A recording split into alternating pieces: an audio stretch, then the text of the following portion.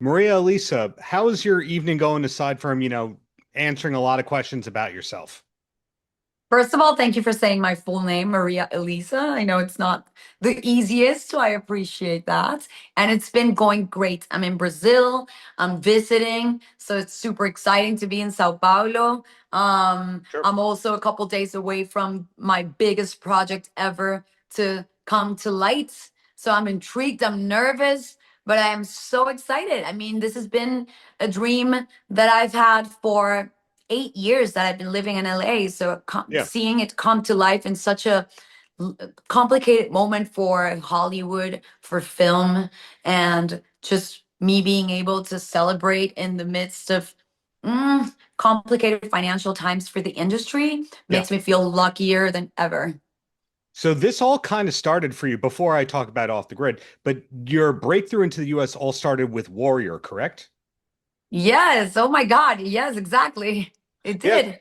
So I think that most people in your position would have went, you know what? I am this huge, huge singer and actress all throughout South America and in turn the world. I'm going to stay there. What exactly was it that made you realize, you know what? The world is not enough. I also need LA. That exactly. I am not used to just sit comfortable when I reached, say, the top of a food chain. Like, if I achieve all there was to achieve as an actor in certain market, it's itchy. Like, I really need to stand up and go. And sometimes that hurts me. Like, it happens to me with relationships as well. But I just cannot get used to things because I want the next best thing. And especially professionally, because Mhm. I really need to feed myself creatively. Like I just really need my creativity to be exposed to novelty as much as possible, or it's just gonna freeze and die. So for me, diversifying, going from Bogota to Mexico City to Miami to LA to Dominican Republic, even though the price of that is facing loneliness, having to start from scratch, losing, as I said, relationships, romantic or Right. friendships as well. All the sacrifices it involved was never enough to not make me want to grow as an artist more and more in every market, in every country that you get to experience, not as a tourist, but as an as not as not even as a traveler, but actually inhabit it and let yourself be redefined by that country's culture. That Mhm. also helps to grow your toolkit to develop better characters because you're supposed to even more. So of course I wanted to pursue the mecca. I wanted to be able to compete in the most, in the highest, like the craziest competitive town, but it was not just about competition, it's about the quality. I am ready to do one scene per day, two scenes per day, same Mhm. days, 12 hours, same exhausting, whatever, which Right. I love. Like, I just love my work, but focused on one scene and making the best out of it and potentializing my talents. So that's why I ended up in LA. And this role that you have as Josine off the grid, is there a lot of that character in you, the human being? Are you similar at all?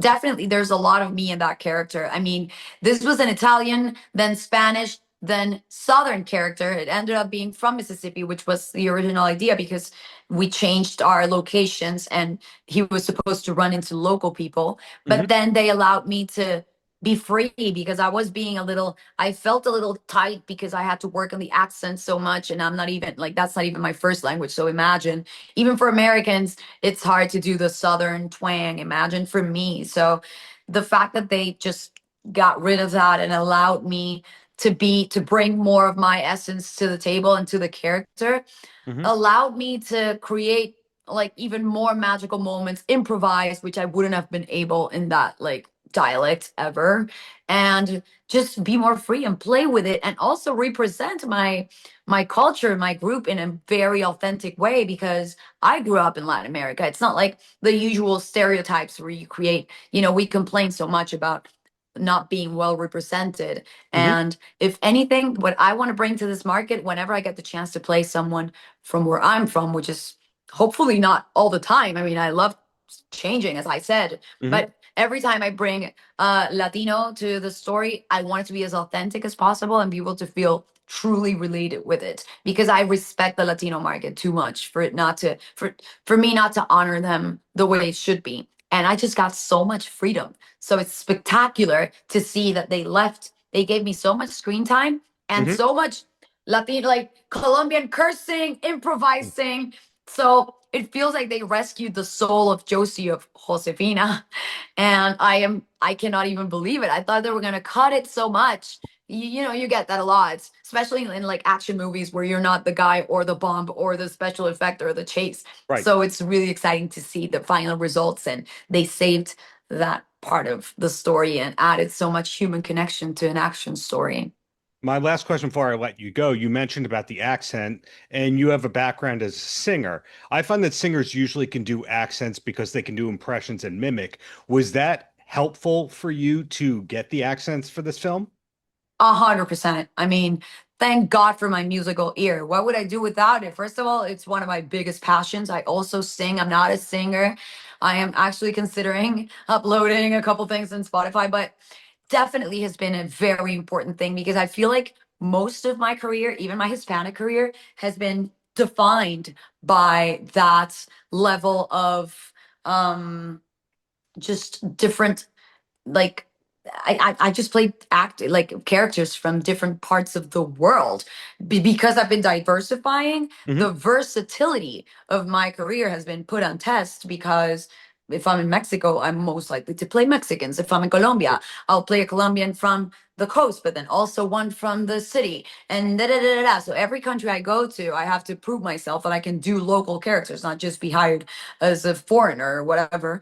Right. And that has been allowing me to work on my versatility and my flexibility. And singing definitely makes it so much easier. But it doesn't mean that's easy to play a girl from Mississippi. Oh my God, I had to musically learn every line. And I had to kind of create, like invent what I was going to improvise if given Hmm. the case, and design it with my teacher and create this Mississippi accent improv line.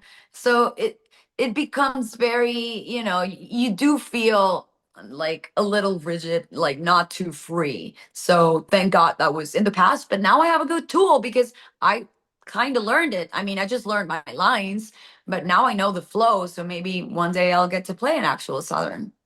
Well, congratulations on your work on Off the Grid and looking forward to the future roles. Really excited for you. Thank you so much. Really appreciate it, Darren. Paltrocast.